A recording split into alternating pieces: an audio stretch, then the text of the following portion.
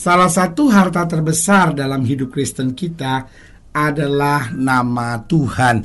Mungkin sudah berkata, nama Tuhan, kok nama Tuhan adalah harta yang terbesar, pendeta? Dengar baik, nama Tuhan itu adalah jaminan kekuatan kita. Kalau kita bertanya, mengapa sih nama Tuhan menjadi harta terbesar kita? Karena nama Tuhan itu memiliki kuasa. Yang pertama kita tahu, nama Tuhan itu adalah jaminan bahwa doa kita dijawab. Alkitab berkata, apapun yang kamu minta kepada Bapa di dalam namaku, maka aku akan mengerjakannya bagimu.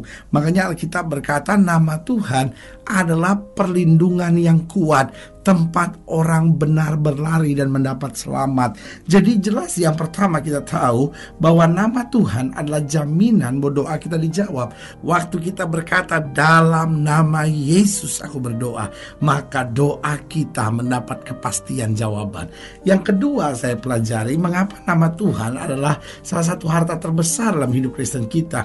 Karena di dalam nama Tuhan kita mendapat jaminan bahwa kuasa setan dihancurkan.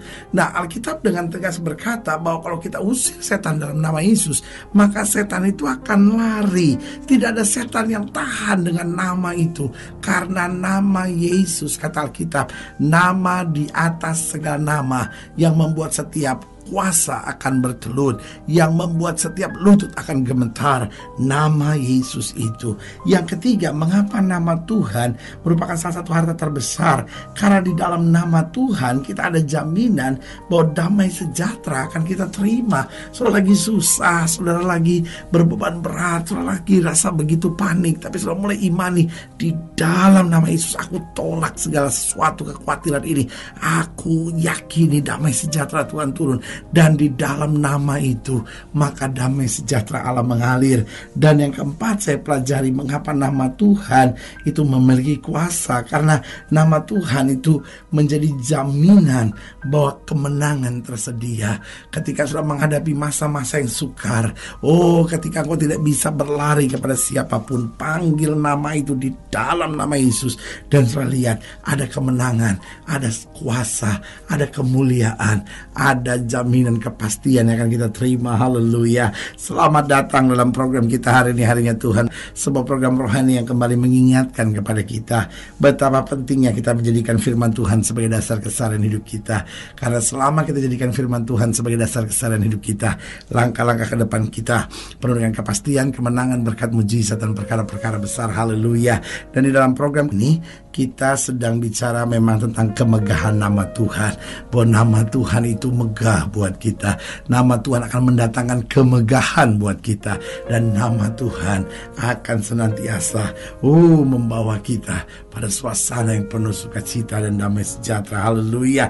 Nah, dalam pembahasan kita tentang kemegahan nama Tuhan, kita belajar dari Mika pasal 5. Mika pasal 5 ayat yang pertama sampai ayat yang ketiga. Demikian firman Tuhan.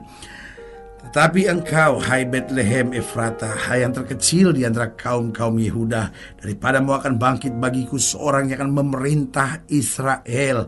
Nah, saudaraku yang kekasih dalam Tuhan, Alkitab sedang menyampaikan nubuatan Mika tentang kehadiran Kristus sebagai Mesias, bahwa dia akan lahir di Betlehem, yang buat banyak orang terkecil di antara kaum Yehuda, tetapi justru dari situ akan bangkit seorang yang akan memerintah Israel. Dikatakan selanjutnya yang permulaan sudah sejak purbakala, sejak dahulu kala. Yesus bahkan berkata, aku ada sebelum dunia ini ada. Berarti penggenapan dari Mika pasal 5 ayat 1. Sebab itu ia akan membiarkan mereka sampai waktu perempuan yang akan melahirkan telah melahirkan, lalu selebihnya dari saudara-saudaranya akan kembali kepada orang-orang Israel. Maka ia akan bertindak dan akan mengembalakan mereka dalam kekuatan Tuhan, dalam kemegahan nama Tuhan Allahnya. Mereka akan tinggal tetap, sebab sekarang ia menjadi besar sampai ke ujung bumi, dan dia menjadi damai sejahtera. Saudaraku yang kekasih dalam Tuhan, jelas Alkitab berkata dalam kemegahan nama Tuhan Allahnya. Karena itu Alkitab berkata namanya akan disebut Immanuel. Berarti di dalam namanya ada penyertaan Tuhan, di dalam namanya ada pertolongan, di dalam namanya ada kekuatan, di dalam namanya ada penghiburan, dan di dalam namanya ada mujizat. Nah, pertanyaannya, bagaimana mempergunakan nama Tuhan? Bukankah sebagian orang mempergunakan nama Tuhan tapi justru nggak melihat mujizat, justru nggak melihat apa-apa?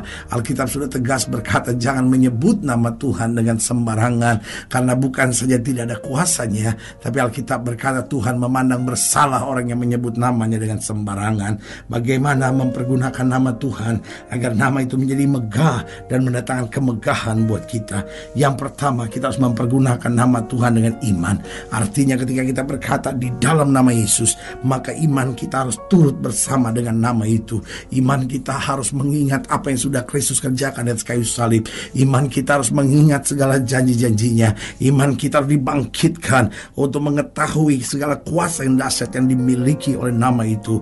Dan waktu kita mempergunakan nama Tuhan itu dengan iman, Alkitab berkata, jika kamu tidak bimbang dan percaya, kamu katakan kepada satu gunung ini, terpindahlah dan tercampaklah ke dalam laut, maka akan terjadi. Berarti saudaraku yang kasih dalam Tuhan, nama Tuhan harus kita pergunakan dengan iman. Sebab tanpa iman kita tidak akan melihat nama itu berkuasa. Engkau boleh saja mengusir setan sambil berkata dalam nama Yesus, dalam nama Yesus. Tapi kalau engkau sendiri bimbang, maka engkau tidak melihat arti yang dahsyat dalam nama itu. Engkau boleh saja usir segala persoalan yang terjadi dalam hidupmu dan berkata, dalam nama Yesus, persoalan-persoalan yang terus menyerang hidupku, aku tolak sekarang. Tapi kalau kita tidak punya iman, yang terjadi justru masalah demi masalah tidak selesai-selesai dalam hidup kita. Tapi kalau kita mempergunakan nama Tuhan dengan iman, maka kuasa akan mengalir. Yang kedua, bagaimana kita mempergunakan nama Tuhan? Maka Alkitab berkata bahwa kita harus mempergunakan nama itu dengan kekudusan. Karena Alkitab berkata, siapakah yang boleh naik ke gunung Tuhan? Yaitu orang yang bersih hatinya dan bersih tangannya. Berarti Tuhan sedang mau mengajar kita bahwa tanpa kekudusan kita nggak akan melihat arti, kita nggak akan melihat kuasa, kita nggak akan lihat kemenangan dari atas nama itu. Berarti saudaraku yang kasih dalam Tuhan, kalau kita hidup kudus, kita berkata di dalam nama Yesus, maka nama itu akan mendatangkan mujizat, nama itu akan mendatangkan kemenangan, nama itu mematahkan belenggu, nama itu menghancurkan segala perbuatan iblis. Jadi ingat bagaimana mempergunakan nama Tuhan. Yang pertama dengan iman, yang kedua dengan kekudusan, lalu yang ketiga kita harus mempergunakan nama Tuhan dengan pengertian. Pengertian apa? Pengertian bahwa di balik nama itu kita harus punya hati yang hormat. Pengertian apa? Bahwa saya harus mempergunakan nama itu karena saya mengerti firman. Saudaraku yang kasih dalam Tuhan, kalau kita nggak mengerti firman, akhirnya sama seperti anak-anak Skewa yang berkata kepada setan-setan, aku mengutuk engkau hai setan, di dalam nama Yesus yang diberitakan oleh Paulus. Dengan lain kata, dia nggak punya pengertian. Dia cuma dengar-dengar Paulus ngomong, karena dia pakai nama itu hanya dengan dasar seperti yang diberitakan oleh Paulus. Saudaraku yang kasih dalam Tuhan, bukan setan-setan yang lari, tapi setan-setan yang justru mengejar mereka dan menghabisi mereka. Saudaraku yang kasih dalam Tuhan, berarti kita harus mengerti firman dengan betul. Kalau kita mengerti firman dengan betul, kita pergunakan nama Yesus, maka nama itu akan mendatangkan kemenangan, mujizat dan perkara besar. Haleluya. Dan lalu yang keempat saya pelajari bagaimana mempergunakan nama Tuhan. Yang pertama dengan iman, yang kedua dengan kekudusan, yang ketiga dengan pengertian, yang keempat dengan hubungan yang benar. Saudaraku yang kasih dalam Tuhan, kalau kita punya hubungan yang benar dengan Dia, maka kita punya kuasa di dalam nama itu. Saya ambil contoh sederhana. Kalau kita adalah anaknya Pak Joko, dan Pak Joko ini kebetulan adalah seorang pemimpin, lalu kita datang dan berkata, saya disuruh Pak Joko untuk bilang sama Bapak begini. Orang akan dengar kata itu. Kenapa? Karena orang tahu saya adalah anaknya. Tapi saudaraku yang kekasih dalam Tuhan, kalau orang tidak tahu bahwa saya ada punya hubungan apapun, saya bukan anak, saya bukan teman, saya bukan siapa-siapa, dan orang tahu saya tidak ada hubungan apapun dengan Pak Joko, lalu saya datang ke rumah orang dan bilang, Pak Joko bilang begini, orang akan bilang, kamu aja gak kenal siapa Pak Joko, dan saya dianggap penipu, saudara-saudara. Tetapi saudaraku yang kasih dalam Tuhan, kalau saya coba memakai nama Yesus, sementara hubungan saya dengan Yesus gak benar, maka nama itu gak punya kuasa. Tapi kalau hubungan saya melekat dengan Kristus, saya pergunakan nama itu, maka nama itu mendatangkan kuasa. Oh haleluya. Saudaraku yang kasih dalam Tuhan, berarti ada kemegahan dalam nama Tuhan, karena nama itu menjamin hak kerajaan buat kita, bahwa kita adalah anak-anak raja. raja. Karena itu saudaraku yang kasih dalam Tuhan, waktu kita pakai nama itu, kita ucapkan nama itu dengan keyakinan saya anak raja, maka di situ kita melihat kemenangan itu. Nama itu menjamin hak keimaman buat kita, bahwa kita bukan sekedar umat biasa, tapi kita imam-imam Allah yang dipakai oleh Tuhan untuk mendengar suaranya dan menjadi berkat bagi orang.